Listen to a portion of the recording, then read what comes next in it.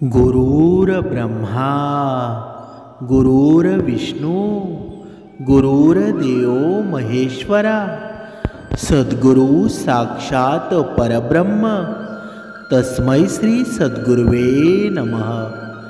जय जय रघुवीर समर्थ। सद्गुरु चरणांना नतमस्तक होऊन आपण या निरूपणास सुरुवात करूया।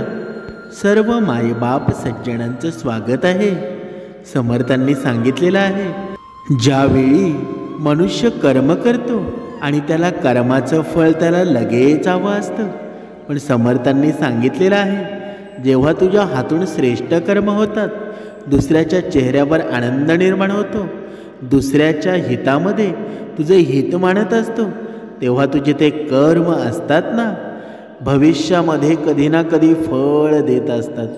पण तू त्यांचा लगेच परतावा मागू नकोस, पण तू कार्य नीट चालू ठेव।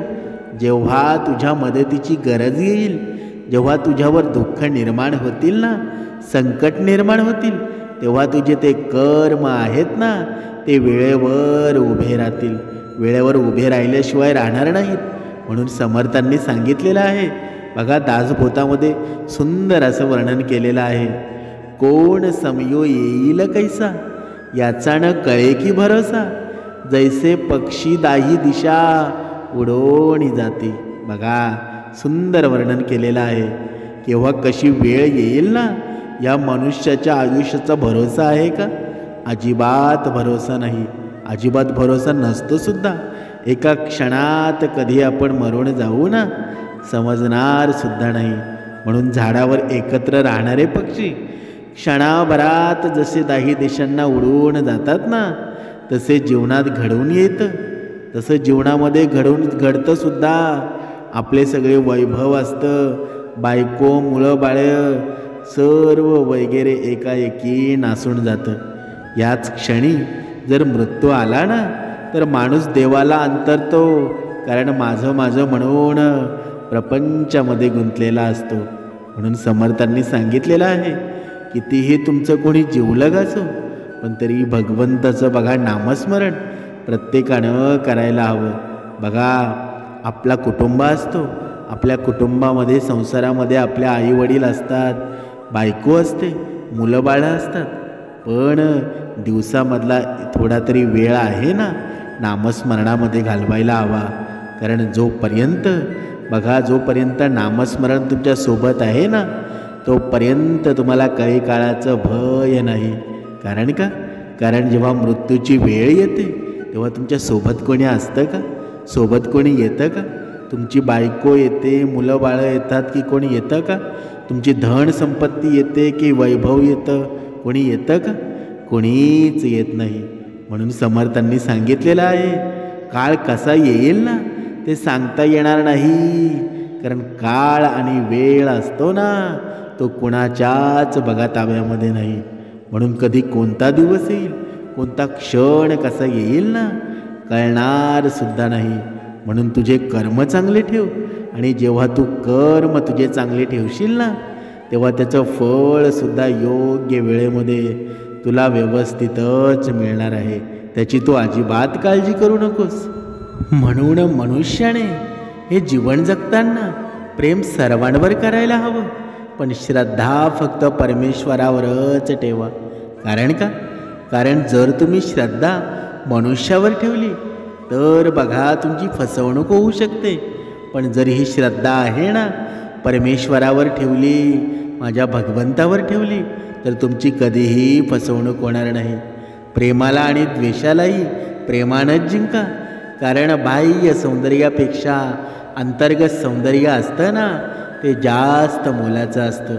मुक्या प्राण्यांवर सदैव प्रेम करा, कारण कठीण प्रसंगात न मागता दिलेली साथ असते ना, ती नेहमी मोलाची असते। जिथे सर्व संपल्याची जाणीव होते ना, तिथे पाठीवर अलगद पडणारा हात असतो ना, तो देवापेक्षा कधीच कमी नसतो। म्हणून समर्थांनी सांगितलंच आहे ना, प्रेम मनुष्याने सर्वांवर करायला हवं, प्राणी मात्रांवर करायला हवं, पण श्रद्धा मात्र परमेश्वरावरच ठेवली पाहिजे। कारण छोटी छोटी जेव्हा संकट निर्माण होतात, तेव्हा आपण देवाचं नामस्मरण न घेता बघा त्या संकटांना तोंड देत असतो. पण जेव्हा भलं मोठं बघा डोंगरा एवढं संकट जेव्हा निर्माण होतं ना, तेव्हा आपल्याला परमेश्वरच आठवतो. मग तुम्ही विचार करा, जर छोट्या छोट्या संकटांना तोंड देण्यासाठी जर आपण परमेश्वरांच्या नामाचा धावा केला, नामस्मरण केलं, तर आपल्या जीवनामध्ये त्या मोठ्या संकटांना तोंड देण्यासाठी परमेश्वर उभा राहील की नाही. पण म्हणून त्यासाठी काय करायला हवं? त्यासाठी हा भक्तिमार्ग करायला हवा, 2 वेळची उपासना करायला हवी आणि आपले चांगले कर्म असतात ना, ते एक ना एक वेळ आपल्यासोबत जरूर धावून येतात. म्हणून समर्थांनी सांगितलेलं आहे बघा, आपण एका उदाहरणाद्वारे स्पष्ट करूया की आपले श्रेष्ठ कर्म असतात, चांगले कर्म असतात, ते कशा पद्धतीनं आपल्यासोबत आपल्यावर जेव्हा संकट निर्माण होतं तेव्हा ते कसे धावून येतात. आपण एका उदाहरणाद्वारे स्पष्ट करूया. ही प्राचीन काळातील गोष्ट आहे. एका नगरामध्ये रामानंद नावाचा एक व्यक्ती राहत होता. पेशाने रामानंद एक शेतकरीच होता आणि शेती हीच त्याची संपत्ती होती. त्या शेतीवरच तो त्याच्या परिवाराचा उदरनिर्वाह करत होता आणि ज्या वर्षी शेत चांगलं पिकत असे ना, ते वर्ष रामानंदासाठी आनंदाचं वर्ष होत असे. पण ज्या वर्षी पीक चांगलं येत नसे, त्या वर्षी रामानंदाला आणि त्याच्या कुटुंबाला खूपच कठीण परिस्थितीचा सामना करावा लागत असे. बघा, दिवस असेच निघून जात होते आणि रामानंद आपल्या शेतीचं उत्पादन वाढवण्यासाठी बघा हर प्रकारे प्रयत्न करत होता. पण रामानंदाचा एक शेजारी होता. त्याच्याजवळ काही गायी होत्या आणि गायींची काही वासरंसुद्धा होती. त्याचा शेजारी बघा पेशाने एक गवळी होता. आपल्या गायीचं दूध विकून तो आपला उदरनिर्वाह करत होता. पण त्याला एक वाईट सवय होती. तो गायीचं दूध काढून घ्यायचा, पण जेव्हा गायीला खायला प्यायला घालायची वेळ यायची, चारा घालायचा असतो, तेव्हा तो त्याच्या गायींना मोकळं सोडून देत असे. कारण त्याला माहीत होतं गायी दुसऱ्याच्या शेतामध्ये जाऊन आपलं पोट भरून परत त्याच्याजवळ येणार. त्याचं काम फक्त गायीचं दूध काढायचं होतं. त्याच्या देखभालीची जबाबदारी त्याला घ्यायची नव्हती. बघा, इथे लक्षपूर्वक ऐका की आपण पाहत आहोत की आपण केलेले कर्माचं फळ आहे ना, ते रहस्यमय कसं आपल्याकडे परतून येतं. बघा, त्यामुळे भरपूर लोक त्याला बोलत असत. कारण जेव्हा गाय त्यांच्या शेतामध्ये जात असे तेव्हा शेताचं खूपच नुकसान होत असे. ते त्याच्याकडे तक्रार करत असत की दूध तू काढतोस, मग त्यांना चारा का नाही खायला घालत? बघा, का आमच्या शेतामध्ये नुकसान करण्यासाठी त्यांना मोकळं सोडून देतोस? यावर तो म्हणत असे, मी गायीला पूर्ण दिवस बांधून ठेवू शकत नाही, त्यांना मोकळं पण सोडायचं हवं. गाय आपली माता आहे ना. जर तुमच्या शेताचं नुकसान होत आहे तर मग तुम्ही तुमच्या शेताची राखण करा. मी कुठे तुमच्या शेतामध्ये सोडण्यासाठी येतो? बघा, अशा प्रकारे तो आपलं बोलणं खरं करत असे आणि तो दुसऱ्यांकडे दुर्लक्ष करत असे.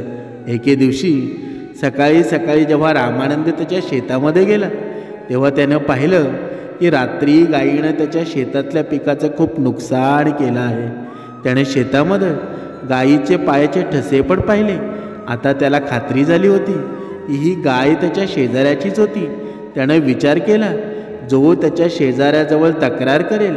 पण तेव्हा त्याला आठवलं, शेजाऱ्याला बोलून काही फायदा नाही, कारण तो त्याचं बोलणं ऐकणारच नव्हता. शेवटी रामानंदाने निश्चय केला की रात्री तो त्याच्या शेतीची राखण आपल्या शेतातल्या झोपडीत राहून करणार. तो घरी येऊन आपल्या पत्नीला म्हणाला, आज रात्रीपासून मी शेतातच झोपणार आहे. यावर त्याच्या पत्नीनं पण कोणताच विरोध केला नाही, कारण तिला माहीत होतं शेतात नुकसान झालं ना तर मग खाण्याचे वांदे होतील. त्याच रात्री रामानंद जेवून आपल्या काठीला घेऊन आपल्या शेताच्या दिशेनं निघाला. आज त्यानं निश्चय केला होता की आजपासून जोपर्यंत शेतातल्या पिकाची काढणी होत नाही तो शेतातच आपल्या पिकाची राखण करेल. पण त्याच्या मनाची द्विधा स्थिती होती की जर गाय माझ्या शेतातलं पीक खायला आली तर मी तिला काठीनं मारू शकत नाही, कारण लहानपणापासूनच त्याच्यावरती संस्कार केलेले होते. त्याची मान्यता होती की गाय गोमाता आहे.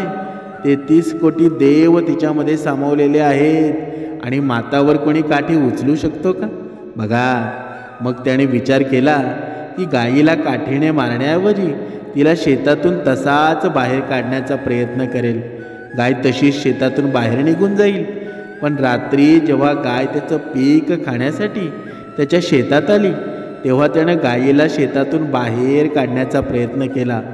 तो त्या कोपऱ्यातून गायीला बाहेर काढत होता तर गाय दुसऱ्या कोपऱ्यात बघा जात होती. गाय त्याच्या शेतातून बाहेर जाण्याचं नावच घेत नव्हती. त्यामुळं रामानंद खूप वैतागला होता. त्याला एवढा राग आला होता की त्या रागामुळं त्याचं स्वतःवर नियंत्रण राहिलं नव्हतं. शेवटी ती वेळ आली की तो त्याचे संस्कार विसरला. आणि जेव्हा माणूस रागाने भरलेला असतो ना तेव्हा त्याचा विवेक, त्याची बुद्धी, त्याचे विचार असतात ना, तो सगळं संपूर्ण जातो. समर्थांनी सांगितलेलं आहे की मनुष्याच्या जीवनामध्ये जेव्हा राग नावाचा हा अहंकारी बघा राक्षस असतो तो निर्माण होतो ना तेव्हा माणसामध्ये असलेली विवेक बुद्धी असते, विचार असतात, ते सर्व काही रसातळाला निघून जातात. कारण जेव्हा या अंतरात्म्यामध्ये बघा राग, लोभ आणि अहंकार येतो ना तेव्हा परमेश्वर कधीच त्या अंतरात्म्यामध्ये प्रवेश करत नाही, आपोआप निघून जातो. म्हणून समर्थांनी सांगितलेलं आहे माणसाच्या जीवनामध्ये किती जरी संकट जरी आले ना तरीही आपला विवेक आणि बुद्धी असते ना ती स्थिर ठेवायला हवी. कितीही राग आला तरी तो कंट्रोल करायला हवा. कारण या अंतरात्म्यामध्ये जेव्हा राग भरला जातो ना तेव्हा परमेश्वराचं अस्तित्व असतं ते बघा लांब होत जातं. म्हणून रागावर नियंत्रण करणं खूप महत्त्वाचं आहे. बघा आपण आता पुढे पाहूया. बघा त्याची विवेक बुद्धी होती, बघा विचार सगळं संपून जातात. असंच रामानंद बरोबर झाले.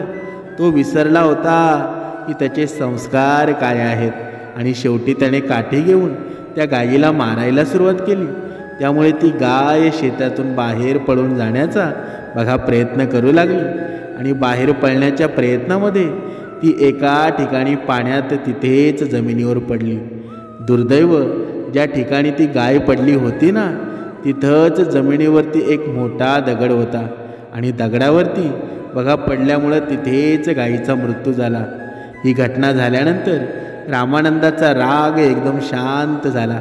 त्याला जाणीव झाली की त्याच्याकडून किती मोठी चूक झाली आहे आणि तो विचारच करू शकत नव्हता की त्याला आता काय करायचं हवं. त्याच्याकडून पाप झालं का? बघा त्याला असं करायला नको होतं का? याच विचारामध्ये तो पूर्ण रात्र झोपू शकला नाही. त्याच्यासमोर ती गाय तडफडत होती. त्याने तिच्यावर उपचार करण्याचा पण प्रयत्न केला, पण रात्री ना त्याला कोणी वैद्य मिळणार होता, नाही मदतीसाठी कोणी मिळणार होता. आजूबाजूला कोणी उपस्थित सुद्धा नव्हता. कारण त्या शेतात बघा ते शेत होतं ना ते गावापासून खूपच दूर होतं. रामानंद सगळी रात्र त्या गायीसमोर बसून होता आणि गायीला आपल्यासमोर तडपडत पाहत होता. त्याचं मन त्याचा तिरस्कार करत होता. तो स्वतःलाच म्हणत होता, तू किती मोठं पाप केलं आहेस, याचं प्रायचित्त तू कसं करणार? जशी सकाळ झाली तेव्हा गावातील लोक त्या दिशेने येऊ लागले आणि जेव्हा त्यांनी रामानंदाला एका मृत गायीसमोर बसलेलं पाहिलं तेव्हा त्या लोकांना सगळी ही घटना समजायला वेळ लागला नाही. आणि रामानंद त्यांच्यासमोर स्वतः माफी मागत म्हणत होता, त्याच्याकडून हे खूप मोठं पाप झालं आहे. आणि त्यानंतर गावामध्ये एक पंचायत भरली आणि ज्या गवळ्याची ती गाय होती म्हणजेच रामानंदाचा शेजारी होता त्याने पंचायतकडे न्याय मागितला. पंचायतीचा निर्णय घेण्यासाठी जास्त त्रास झाला नाही, कारण रामानंद स्वतःला दोषी मानत होता. पंचायतीने निर्णय दिला की जोपर्यंत रामानंद आपल्या पापाचं प्रायचित्त करत नाही तोपर्यंत तो या गावामध्ये परत येणार नाही. यावर रामानंदाने पंचायतला विचारलं, तो त्याच्या या पापाचं प्रायचित्त कशा प्रकारे करू शकतो? तेव्हा पंचायतीने सांगितलं, तू 4 धामची यात्रा करून ये, त्यानंतरच तुझे पाप धुतले जाईल. पण अजूनही रामानंदच्या डोळ्यासमोर गायीचा चेहरा फिरत होता. त्याला वाटत होतं 4 धाम गेल्यानंतर त्याचं हे पाप कसं धुतलं जाईल बरं. त्या गायीचं आयुष्य परत येईल. तरी पण पंचायतीचा निर्णय मान्य करून तो 4 धामाच्या यात्रेसाठी निघाला. ही त्या काळातील गोष्ट आहे जेव्हा कोणतंही वाहतुकीचं साधन नव्हतं. तेव्हा माणसांना आपल्या पायी प्रवास करावा लागत होता, नाहीतर घोडागाडी किंवा उंटावरती बसून जावं लागत असे. बघा, रामानंदाची ही यात्रा खूपच मोठी होणार होती. कदाचित त्याला परत येण्यासाठी कितीतरी वर्ष लागणार होते. तरीही रामानंदाला त्याचं हे पाप नष्ट करायचंच होतं. तेव्हा त्याच्या मनात एक प्रश्न होता की या पापाचा दोषी जेवढा तो आहे त्यापेक्षा कितीतरी जास्त दोषी तो गवळीसुद्धा होता, जो आपल्या गायीचं दूध काढून घ्यायचा आणि दुसऱ्याचं शेत चरण्यासाठी सोडून देत होता. पण हा फक्त त्याच्या मनातला प्रश्न होता. तो प्रश्नाला कोणालाही विचारू शकत नव्हता. जेव्हा तो आपल्या घरातून 4 धाम यात्रेसाठी निघत होता तेव्हा त्याच्या पत्नीनं त्याच्याबरोबर येण्याचा आग्रह केला. तेव्हा रामानंद त्याच्या पत्नीला तिथेच थांबून आपल्या शेताची देखभाल आणि आपल्या मुलांची देखभाल करण्यासाठी बघा त्याने सांगितलं.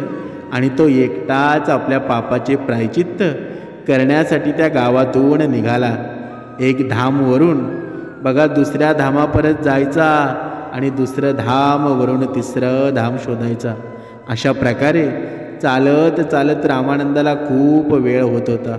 कितीतरी वर्ष निघून गेली, पण रामानंद अजूनही स्वतःला दोषी मानत होता. त्याच्या मनातून त्या गायीचा तो चेहरा जातच नव्हता. जेव्हा तो आपल्या 3ऱ्या धामच्या यात्रेसाठी जात होता तेव्हा त्या यात्रेच्या मध्ये एक जंगल येत होतं. जेव्हा रामानंद त्या जंगलाला पार करत होता तेव्हा त्याला त्या जंगलामध्ये एका महात्म्याची झोपडी दिसली. त्याला खूपच आश्चर्य वाटलं, कारण तिथे आजूबाजूला कोणताही दुसरा मनुष्य दिसत नव्हता. कितीतरी मैल माणसांची वस्ती तिथे बघा जवळपास सुद्धा नव्हती. आणि या जंगलाच्या मध्ये हा एक महात्मा एकटा काय करत होता. रामानंदजी बघा जिज्ञासा अजूनही जास्त वाढली होती. तो आपल्या जिज्ञासाला शांत करण्यासाठी त्या महात्म्यांजवळ जातो आणि त्या झोपडीमध्ये पोचतो. जेव्हा रामानंद त्या झोपडीजवळ पोचला त्यावेळी ते महात्मा ध्यानामध्ये लीन झालेले होते. पण जेव्हा रामानंदाने त्या झोपडीमध्ये प्रवेश केला तेव्हा महात्मा त्याच्या ध्यानामधून बाहेर आले. आणि ध्यानामधून बाहेर आल्यानंतर रामानंदाने त्यांना पहिला प्रश्न विचारला, महात्मा, तुम्ही या जंगलामध्ये एकटे कशा प्रकारे राहता? या ठिकाणी एकही मनुष्य नाही, ना कोणती वस्ती नाही. या ठिकाणी तुम्ही कशा प्रकारे वास करता? यावरती महात्माने खूपच शांत भावनेने उत्तर दिलं, मनुष्याला जगण्यासाठी श्वास आणि जेवण हवं असतं. ते इथं सहज मिळतं. श्वास ही झाडे आपल्याला देतात आणि जेवण ही झाडेच आपल्याला देतात. जगण्यासाठी अजून काय हवं आहे? यावर रामानंदाने विचारलं, पण महात्मा, माणसाला कोणीतरी हवा आहे ज्याच्याशी तो बोलू शकेल, त्याच्याजवळ तो आपल्या भावना व्यक्त करू शकेल. तुमच्याजवळ तर इथे कोणीच नाही. यावर महात्म्यांनी उत्तर दिलं, हे तुला वाटतंय की माझ्याजवळ कोणीच नाही, कारण तुझे डोळे सीमित वस्तूच पाहतात. पण माझ्याजवळ तेही आहे जे तुझे डोळे पाहू शकत नाही. आणि जो कणाकणामध्ये बसतो ना. महात्म्यांचं बोलणं ऐकून रामानंदाला आभास झाला होता की हे कोणी साधारण महात्मा नाहीत. यांचे विचार खूपच खोलवर गेलेले आहेत. हे तर खूपच विद्वान आहेत. माझ्या प्रश्नांची उत्तरं मला या महात्म्याजवळ भेटतील. त्यामुळं रामानंदाने महात्म्यांना त्यांची सगळी परिस्थिती सांगितली. सगळी हकीकत सांगितल्यानंतर रामानंदाने महात्म्यांना म्हणाला, महात्मा, 2 धामची यात्रा बघा मी आता केली आहे आणि ही यात्रा केल्यानंतरही माझ्या मनावरचं ओझं हलकं झालं नाही. मला माहीत आहे मी 4 धामची यात्रा केली तरीही माझ्या मनाची परिस्थिती बदलणार नाही. कृपया करून तुम्ही माझं मार्गदर्शन करा. मी माझ्या या पापाला कसं नष्ट करू शकतो, या पापापासून मला कशी मुक्ती मिळेल. हे ऐकून साधू महात्मे मोठमोठ्याने हसू लागले. बघा, महात्म्यांना हसताना पाहून रामानंद पुन्हा म्हणाला, महात्मा, यामध्ये एवढा हसण्यासारखं काय आहे? तुम्ही एवढ्या मोठ्याने का हसत आहात? यावर साधू महात्मा म्हणतात, तुला त्या पापातून मुक्ती हवी आहे, जे तू केलंच नाही. तू अंधकारात भटकला आहेस. तू जे काही केलं ना ते पाप नव्हतं. ते तुला वाटतं की ते पाप आहे, वास्तविक ते पापच नव्हतं. तू एक गोष्ट सांग, जर तू त्या गायीला तुझं सगळं शेत चरण्यासाठी सोडून दिलं असतं तर ते बरोबर असतं का? जरा विचार कर. यावर रामानंद म्हणाला, नाही महात्मा, ते तर अजिबात चांगलं झालं नसतं, कारण शेती करणं माझा पेशा आहे. आणि जर त्या गायीनं माझ्या शेतातलं पीक खाऊन टाकलं असतं तर मी माझ्या परिवाराचं पालनपोषण कसं केलं असतं बरं? हे ऐकून महात्मा म्हणाले, तुला हीच गोष्ट समजत नाही.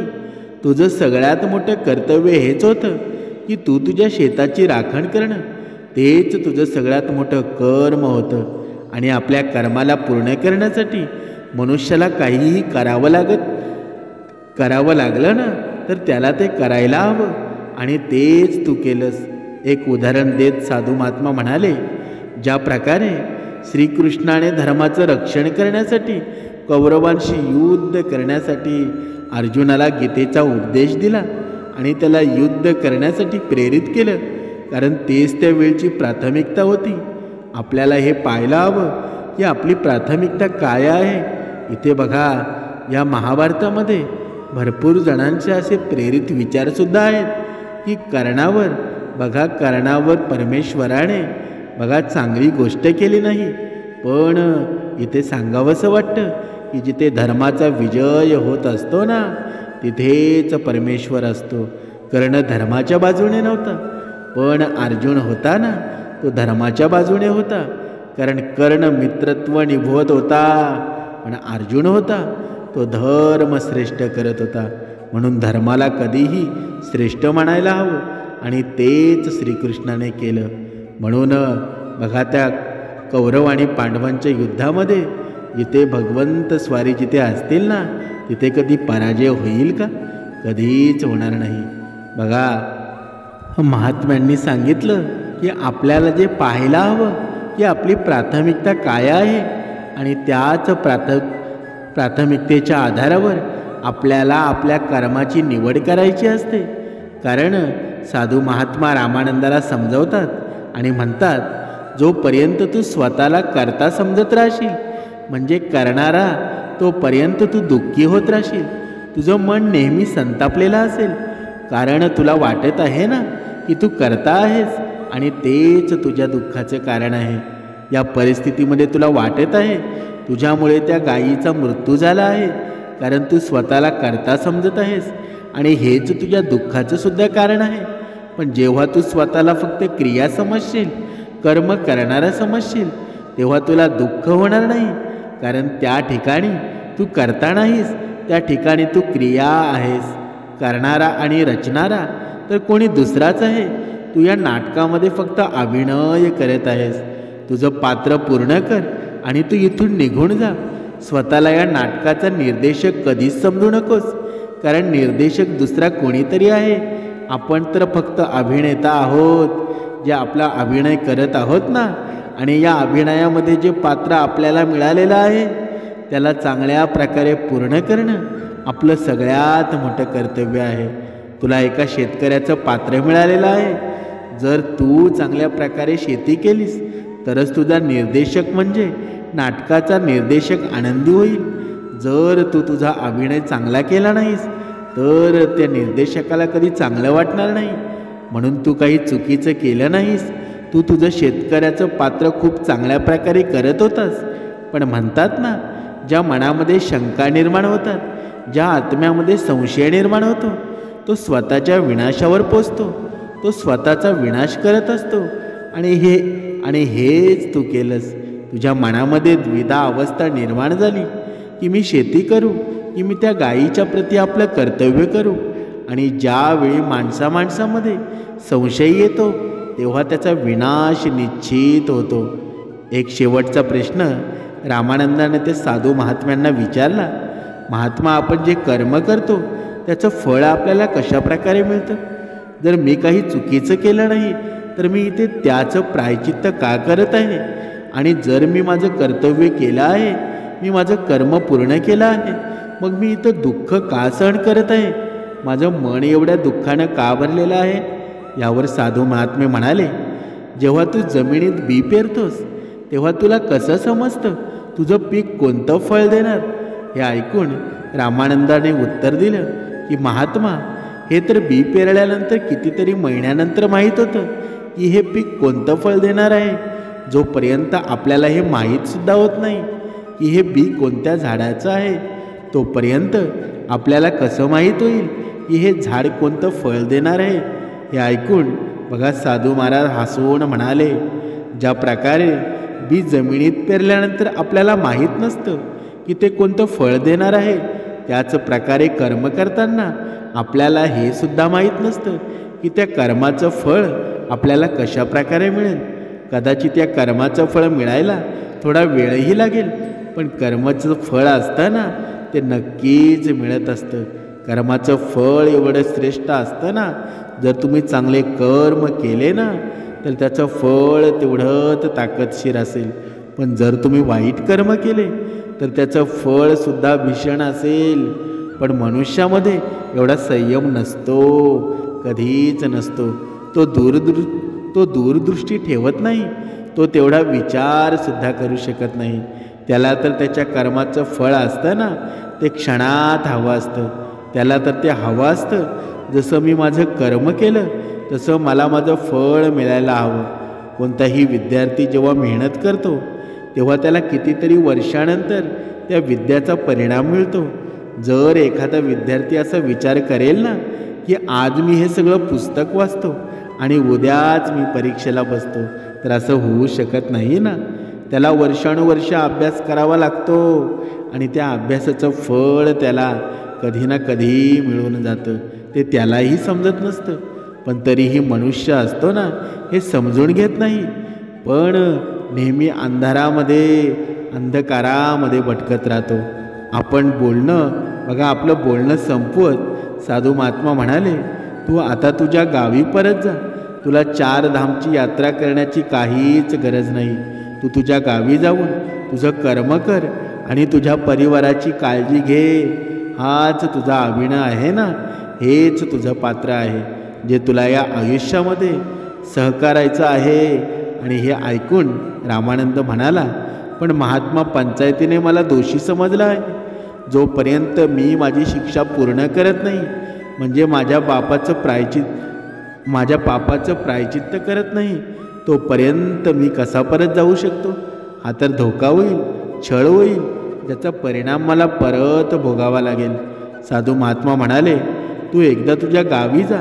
तिथली परिस्थिती खूपच बदललेली आहे. ते आता तसं राहिलेलं नाही जसं तू सोडून आला होतास ना.